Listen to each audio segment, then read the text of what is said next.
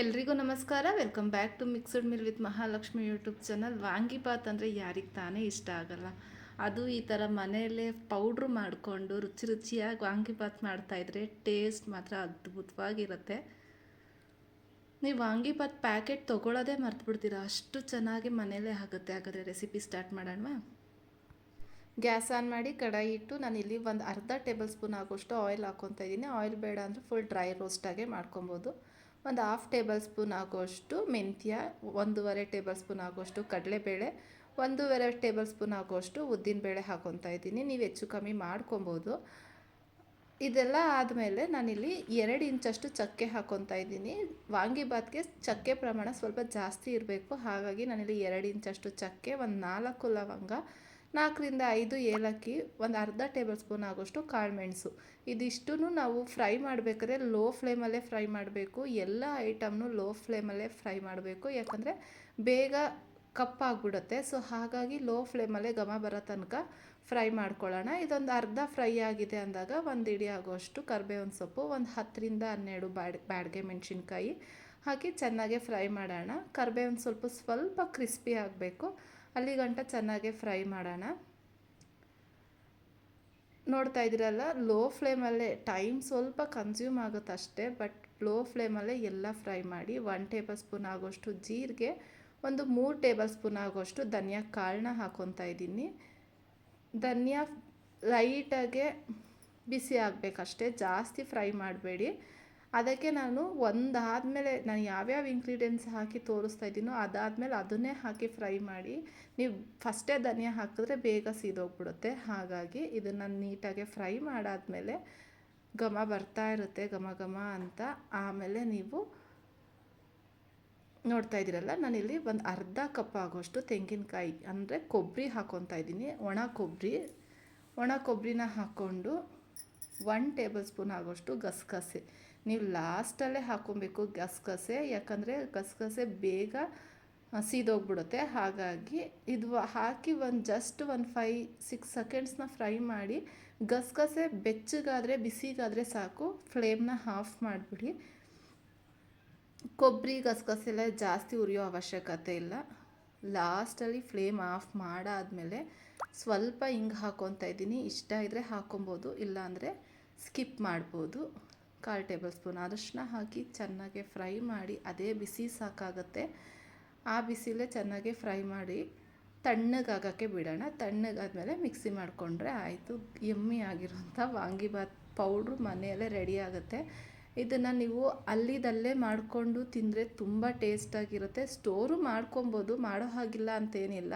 But ನಾವು ಏನೇ ಮಾಡಿದ್ರೂ ನಾವು ಅಲ್ಲೇ ಮಾಡಿ ಪೌಡ್ರು ಮಾಡಿ ಮಾಡೋದ್ರಿಂದ ತುಂಬ ಟೇಸ್ಟಿಯಾಗಿರುತ್ತೆ. ಹಾಗಾಗಿ ಎಷ್ಟು ಬೇಕೋ ಅಷ್ಟು ಮಾತ್ರ ಮಾಡ್ಕೊಳ್ಳಿ ಅಂತ ಹೇಳ್ತೀನಿ. ಇದು ತಣ್ಣಗಾಗಿದೆ, ಇದನ್ನು ಮಿಕ್ಸಿ ಮಾಡ್ಕೊಳ್ಳೋಣ. ಪೌಡ್ರು ಚೆನ್ನಾಗಿ ಫೈನ್ ಪೌಡ್ರಾಗೆ ಮಾಡ್ಕೊಬೇಕು. ಇಲ್ಲಿ ನೋಡ್ತಾ ಇದ್ದೀರಲ್ಲ, ಇಷ್ಟು ಪೌಡ್ರ್ ಆದರೆ ಸಾಕಾಗತ್ತೆ. ವಾಂಗಿಬಾತ್ ಪೌಡ್ರು ರೆಡಿಯಾಗಿದೆ. ಇವಾಗ ವಾಂಗಿಬಾತ್ ಗೊಜ್ಜನ್ನ ಹೇಗೆ ಮಾಡೋದು ಅಂತ ತೋರಿಸ್ತಾ ಇದ್ದೀನಿ. ಗ್ಯಾಸ್ ಆನ್ ಮಾಡಿ ಒಂದು ಕಡಾಯಿ ಇಟ್ಟು ಒಂದು 5ರಿಂದ 6 ಟೇಬಲ್ ಸ್ಪೂನ್ ಆಯಿಲ್ ಹಾಕ್ಕೊತಾ ಇದ್ದೀನಿ. ಗೊಜ್ಜಿಗೆಲ್ಲ ಸ್ವಲ್ಪ ಎಣ್ಣೆ ಜಾಸ್ತಿನೇ ಇರಬೇಕು. ನಾನು ಸ್ವಲ್ಪ ಜಾಸ್ತಿ ಗೊಜ್ಜು ಮಾಡಿ ಎತ್ತಿಟ್ಕೊತಾ ಇದ್ದೀನಿ. ಹಾಗಾಗಿ ಎಣ್ಣೆ ಕಾದಾದ್ಮೇಲೆ ಸಾಸಿವೆ, ಕಡಲೆಬೇಳೆ, ಉದ್ದಿನಬೇಳೆ ಹಾಕ್ಕೊಂಡು ಫ್ರೈ ಮಾಡ್ಕೊಳ್ಳಿ. ಕಡಲೆಬೇಳೆ, ಉದ್ದಿನಬೇಳೆ ಜಾಸ್ತಿ ಫ್ರೈ ಆಗಬಾರ್ದು, ಲೈಟಾಗಿ ಕ್ರಿಸ್ಪಿಯಾಗಿ ಫ್ರೈ ಆದರೆ ಸಾಕು. ಸ್ವಲ್ಪ ಜೀರಿಗೆನೂ ಆ್ಯಡ್ ಮಾಡಿದ್ದೀನಿ. ಇದಾದಮೇಲೆ ಮಾಮೂಲಿ ಒಗ್ಗರಣೆಗೆ ನಾವು ಕರಿಬೇವಿನ ಸೊಪ್ಪು, ಬ್ಯಾಡಗೆ ಮೆಣಸಿನ್ಕಾಯಿನ ಹಾಕಿ ಒಗ್ಗರಣೆ ಮಾಡ್ತಾಯಿದ್ದೀನಿ.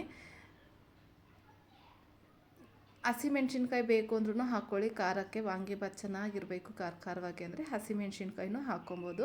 ನಾನಿಲ್ಲಿ ಒಂದು ಅರ್ಧ ಕ್ಯಾಪ್ಸಿಕಮ್ಮು, ಹಸಿ ಬಟಾಣಿನ ಹಾಕಿ ಫ್ರೈ ಮಾಡ್ತಾಯಿದ್ದೀನಿ. ನಾನಿಲ್ಲಿ ಯಾವುದೇ ಥರ ಈರುಳ್ಳಿ, ಬೆಳ್ಳುಳ್ಳಿ, ಟೊಮೆಟೊ ಯೂಸ್ ಮಾಡ್ತಾಯಿಲ್ಲ. ನೀವು ಬೇಕು ಅಂದರೆ ಹಾಕ್ಕೊಳ್ಳಿ, ಟೇಸ್ಟಾಗಿರುತ್ತೆ. ಬಟಾಣಿ ಜಾಗದಲ್ಲಿ ಅವರೆಕಾಯಿ, ಗೋಡಂಬಿ ಏನು ಬೇಕಾದರೂ ನಿಮಗೆ ಟೇಸ್ಟ್ಗೆ ಅನುಗುಣವಾಗಿ ನೀವು ಒಗ್ಗರಣೆ ಮಾಡ್ಕೊಬೋದು.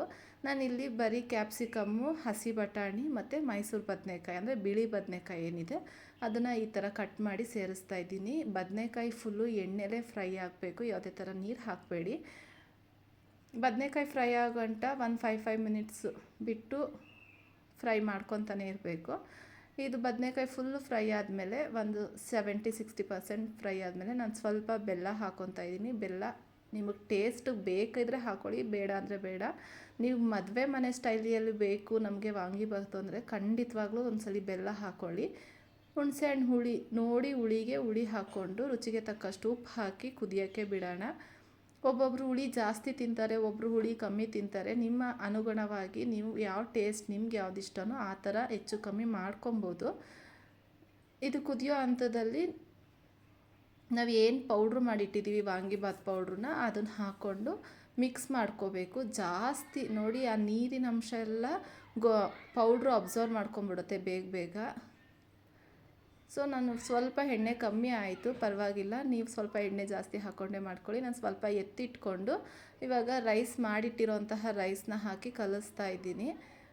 ನೋಡ್ತಾ ಇದ್ದೀರಲ್ಲ, ಟೇಸ್ಟ್ ಮಾತ್ರ ಅದ್ಭುತವಾಗಿರುತ್ತೆ. ಒಂದ್ಸಲ ಈ ವಿಧಾನದಲ್ಲಿ ಖಂಡಿತವಾಗ್ಲೂ ಟ್ರೈ ಮಾಡಿ ನೋಡಿ. ಮೇಲ್ಗಡೆ ಸ್ವಲ್ಪ ಕೊತ್ತಂಬರಿ ಸೊಪ್ಪು ಹಾಕಿ ಕಾಯಿ ಚಟ್ನಿ ಜೊತೆ ಸರ್ವ್ ಮಾಡ್ತಾಯಿದ್ರೆ ಯಮ್ಮಿಯಾಗಿರೋಂತಹ ವಾಂಗಿಬಾತ್ ರೆಡಿ ಆಗುತ್ತೆ. ಐ ಹೋಪ್ ಈ ವಿಡಿಯೋ ಇಷ್ಟ ಆಗಿದೆ ಅಂದ್ಕೊತೀನಿ. ಇಷ್ಟ ಆಗಿದ್ರೆ ದಯವಿಟ್ಟು ಲೈಕ್ ಮಾಡಿ, ಶೇರ್ ಮಾಡಿ, ಕಮೆಂಟ್ ಮಾಡಿ.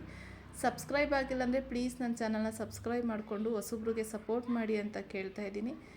ಇದೇ ಥರ ಸಿಂಪಲ್ ಆ್ಯಂಡ್ ಟೇಸ್ಟಿ ರೆಸಿಪಿಯೊಂದಿಗೆ ಮತ್ತೆ ಸಿಗ್ತಾನೆ ಇರ್ತೀನಿ. ಪ್ಲೀಸ್ ಸಬ್ಸ್ಕ್ರೈಬ್ ಆಗಿಲ್ಲ ಅಂದರೆ ನನ್ನ ಚಾನಲ್ನ ಸಬ್ಸ್ಕ್ರೈಬ್ ಮಾಡಿಕೊಂಡು ರೆಸಿಪಿನ ಟ್ರೈ ಮಾಡಿ ಕಮೆಂಟ್ ಮಾಡೋದಂತೂ ಮರಿಬೇಡಿ. Thank you for watching.